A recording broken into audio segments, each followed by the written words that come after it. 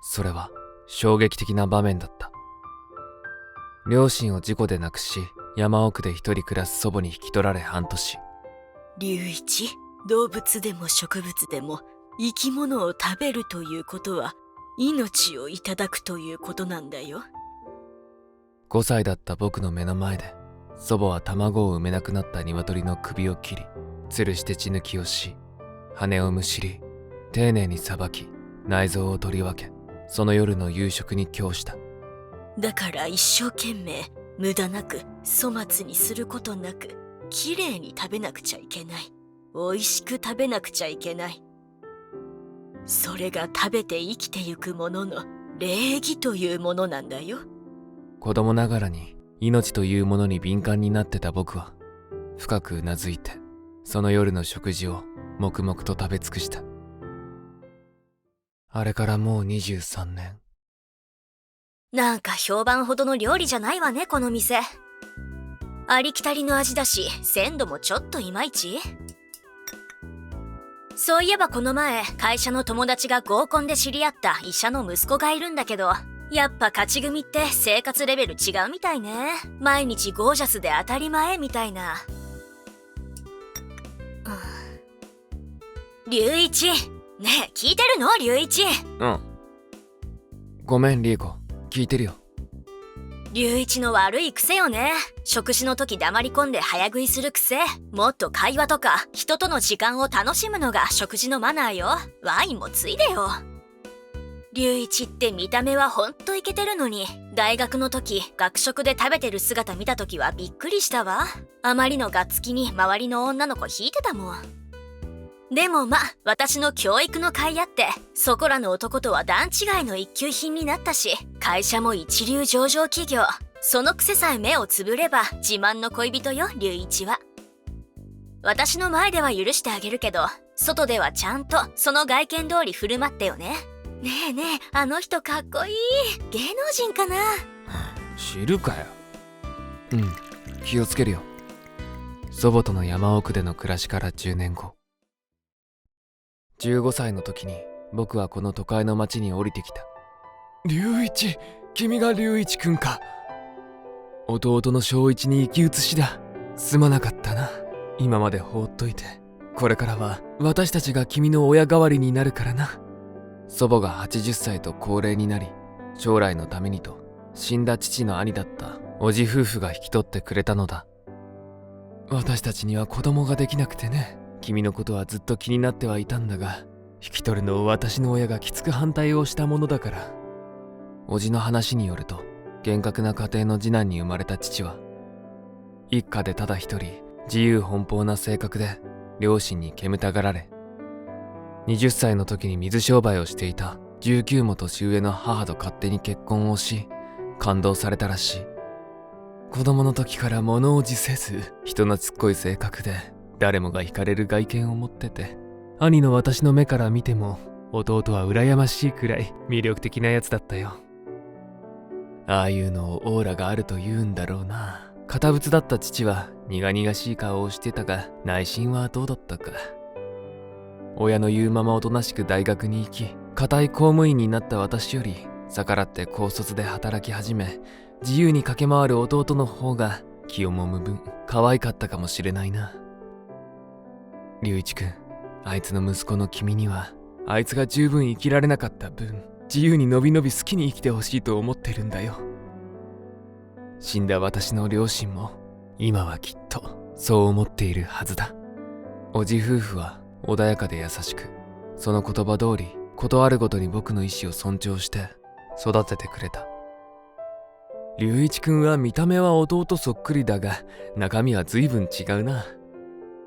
日曜なのに家で読書か。おとなしいし、どちらかというと私に似たところがあるかな。確かに僕は話に聞く父とは全く違う性格だと思う。目立ちたいとは思わなかったし、引っ込み思案で流れに任せるタイプ。何かにこだわるとか我を張るということもなく、好みも平凡だ。だけどただ一つだけ。はい、焼き魚亭、唐揚げ豚汁、ライス特盛り、お待ちどうさま。いただきます。たった一つの僕のこだわり、それは食事、食べるということ。それだけはどうしても一生懸命でなければ許せない。一心不乱に僕は物を食べたいんだ。4回の表、バッターは金本。おっしゃ打てよ。テレビなんて言語道断。洒落た会話、気の利いたうんちく。夏はやっぱ鮎だな。今の若いもんは知らんだろ。生はスイカの匂いがするんだよな。そんなもの目の前の食べ物に関係ない。僕はひたすら食べたい。食べていたいんだ。ごちそうさまでした。お茶どうぞ。あ、どうも。この会社の近くで見つけた食堂は僕の暮らしのオアシスだ。バランスの取れた献立、家庭的な飽きのこない薄味。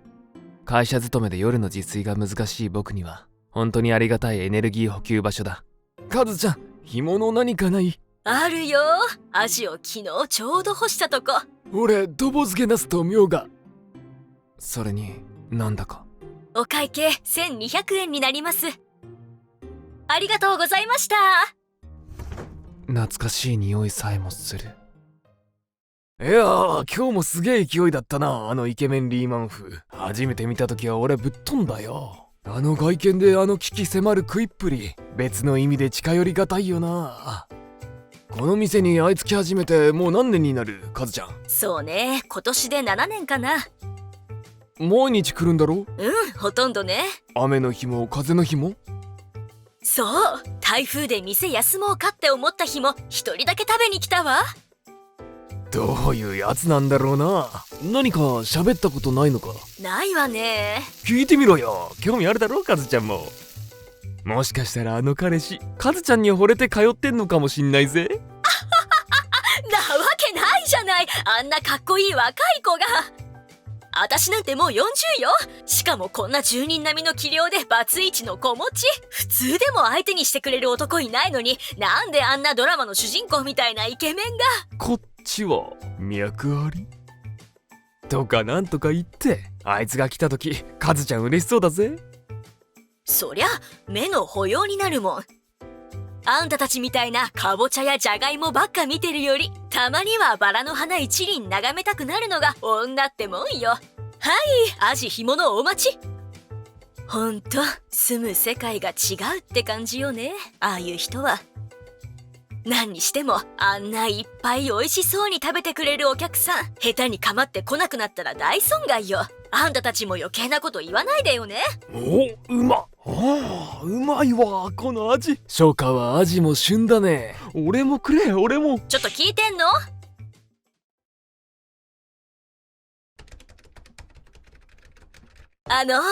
速水さん、ちょっといいですか？うん。実は社内報で募集した我が社のイケメン大賞、速水さんが選ばれたんですよ。おめでとうございます。ああ、そうなんだ。光栄だな。つきましては次の号に載せる写真とインタビューお願いしたいんですよ。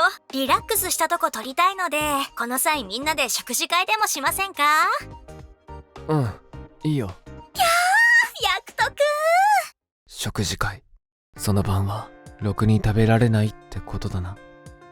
これから夏場に向けて会社帰りにビアガーデンの誘いとかも増えるし。おい、聞いたぞ、速水。イケメン大賞だって。おごれよな、同期の男みんなに。盆休みにリエコがボーナスで旅行に連れてけとも言ってたな。海外とは言わないしさ、北海道とかいいんじゃない？憂鬱だな、夏。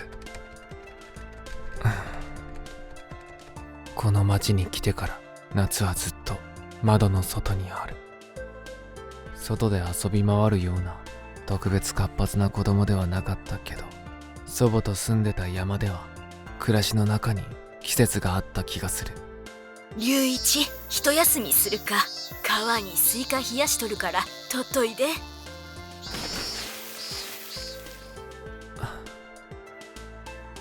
おじ夫婦と暮らし始めて一月目、祖母はあっけなく心不全で言った。龍一、ようけ食べや。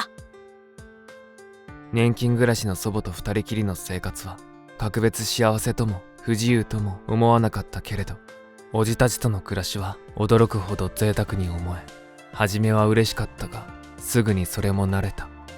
大学入学でおじの元を離れ、一人暮らしして10年。朝は光ではなく時計の針で訪れ、夜は闇もなくいつの間にか暮れる。わあ、素敵な店。よくここ来るんですか、速水さん。いや、この前初めて。もしかして恋人？ああ、まあ。いやー、残念。少しずつ僕は祖母との暮らしを思い出すようになり、少しずつ他人との食事が苦痛になった。速水さん、こっち向いて。グラス持って笑ってください。すいません、ハウスワインボトルで。こんな気持ちで僕はずっと暮らしていくのか。この街でずっと。だからもうそろそろいいと思うのよね、結婚。結婚？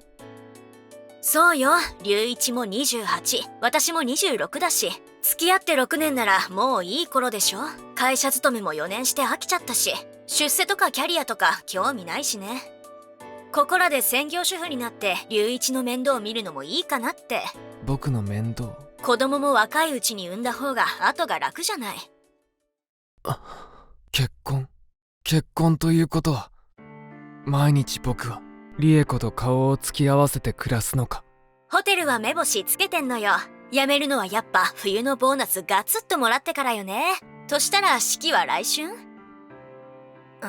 ほら龍一、また黙り込んでる。毎日同じ食卓を。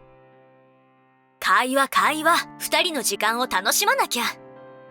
ねえ、小腹すかない？ここ出たらどっかでその辺のことを話し合おうよ。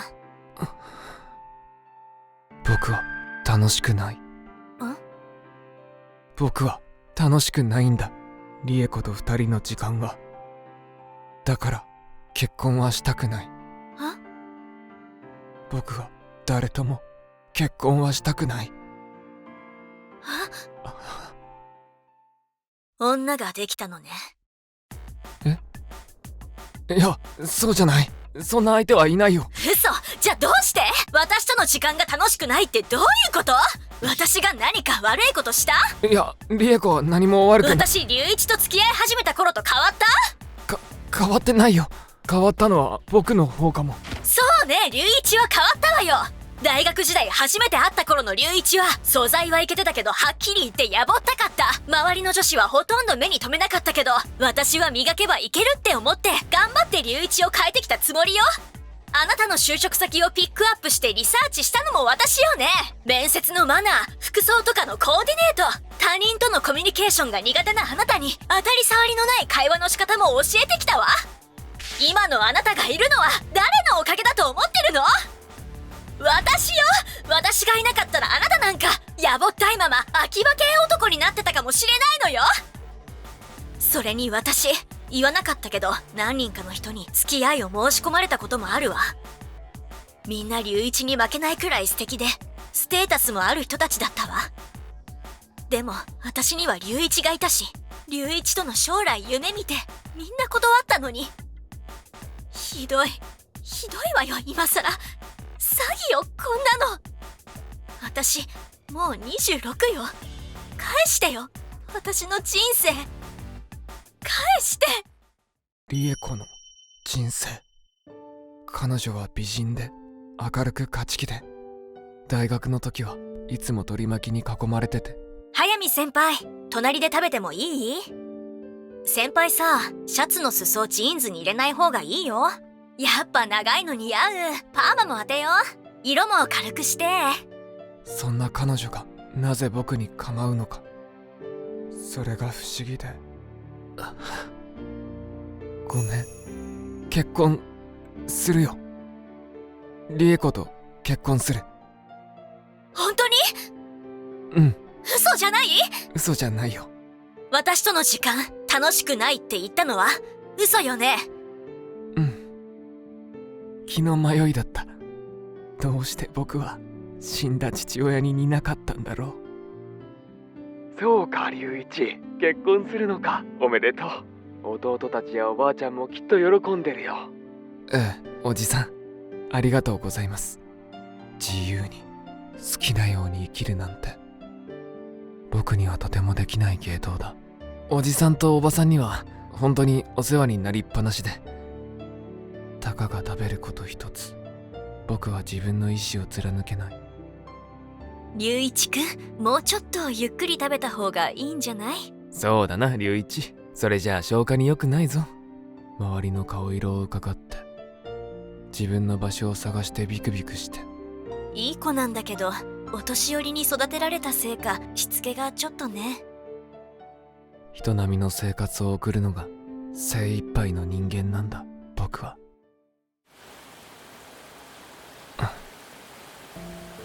結婚したらきっとここに来ることもなくなる。理恵子が一番嫌うタイプの店だしな。今日で最後にしよう。心置きなく好きなものを食べて終わろう。いらっしゃいませ。僕の好きなものを。今日は何にしますか？え、台風6号は太平洋側を北上し、今後ますます雨風ともに強まるでしょう。以上、お天気情報でした。は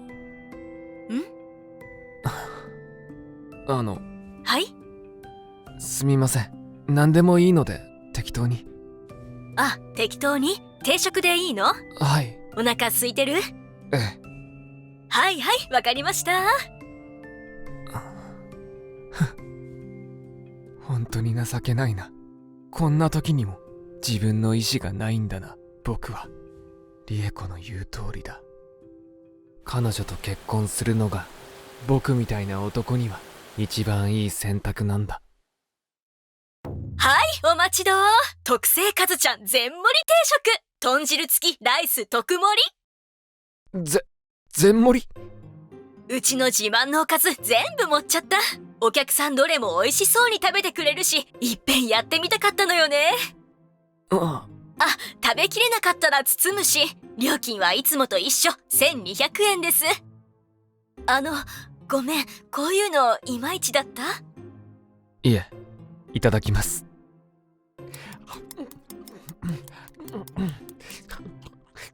もしもし、ひろし？お母ちゃん、やっぱり定時までやるし、戸締まりしといて。ごちそうさまでした。うわー、綺麗に食べてくれて。ほんとお客さん、嫌いなものって何もないのね。嫌いなもの？どんなに好き嫌いなさそうな人でも、ちょっと苦手とか好きなものとか、先に食べたり後に残す癖があったりするのに、お客さんどれもまんべんなく食べ進むんだもん。お客さんが食べてくれると、うちの料理はみんな喜んでる気がする。いつも本当にひいきにしてくれてありがとうございます。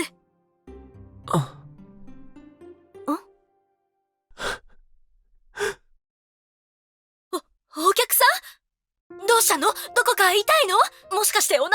盛りすぎちゃった私。胸が痛い。胸？心臓？待って、救急車呼ぶわ。違う。いいんです。すみません。違うんです。嬉しいんです。僕なんかが食べることで喜んでくれるなんて今まで思ったことも。何かきっと事情があるのね。でも本当そういつも思ってたから、お客さん見た目も素敵だけど中身も優しいいい人なんだろうなって。いい人じゃないです。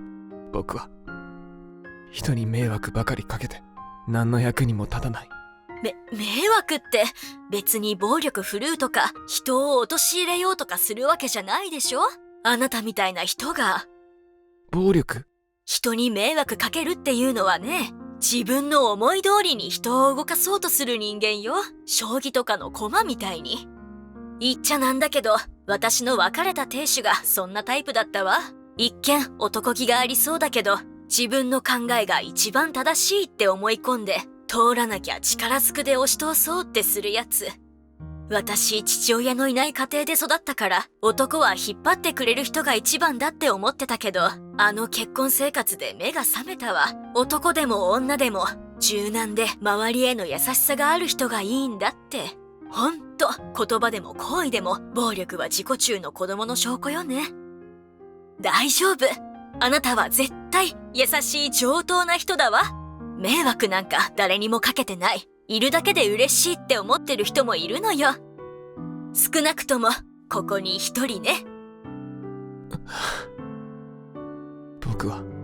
僕の両親は僕が5歳の時に車の事故で死んだんです。ドライブ帰り、後ろの席で僕は眠ってて、目が覚めて無理やり隙間から前の席に移ろうとして。ママ。りゅうちゃん、起きたの？ちょっと待て、龍一。りゅうちゃん！父は母をかばい、母は僕をかばって死んでいたそうです。その後僕を引き取ってくれた祖母は少ない年金から僕の生活費や学費を出し育ててくれ、死んでいった。何の恩返しもできてない。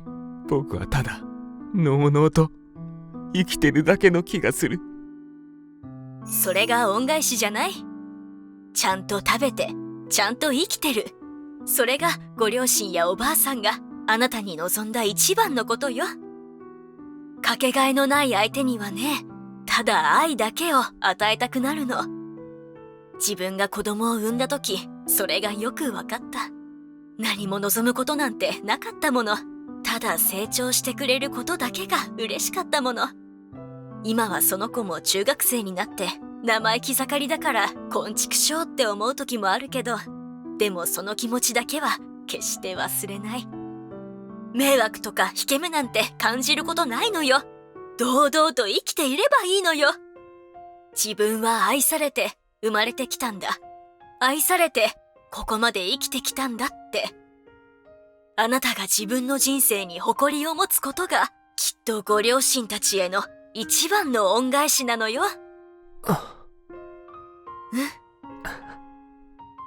ごちそうさまでした。また来ます。またきっと。5歳の時、目の前で潰された鶏は僕のせいで死んでいったと思った。両親の命を奪い、老いた祖母の世話になり。龍一、うまいか？うん、美味しい。僕は申し訳なさでうなずいたまま顔を上げることができなかった。そうか、よかったな。ようけ食べろな、龍一。きっと笑顔だっただろう。祖母の顔を目にすることはできなかった。冗談でしょ？やっぱり結婚しないなんて。もうみんなに知らせたのよ。会社の上司にも打ち明けたし、今さら辞めるなんてできるわけないでしょ。僕にできる限りの償いはする。理恵子が望むことは何でも。何でも？じゃあ慰謝料払うよ。払うったってちょっとやそっとの金額じゃ許さないわよ。私の人生台無しにするんだから。給料の半分を定年で退職するまで払い続ける。君と結婚してたら当然僕の収入は2人の財産になってただろうから。退職金も前借りして渡すよ。満足がいかないならなんとか他の手立てを考える。許してほしい。君に答えることができなくて本当に申し訳ないと思っている。この通りだ。正直に言ってよ。本当は他に好きな人ができたんでしょ？ひえー、嘘、ドラマのロケ？だってあなた本当は私のこと最初から好きでも何でもなかったでしょ？分かってたもの。私龍一、人に嫌だって言えないタイプだって。強引に押し切れば優しいから何でもうなずく人だって。私あなたを好きになってずっと見てたから分かってたもの。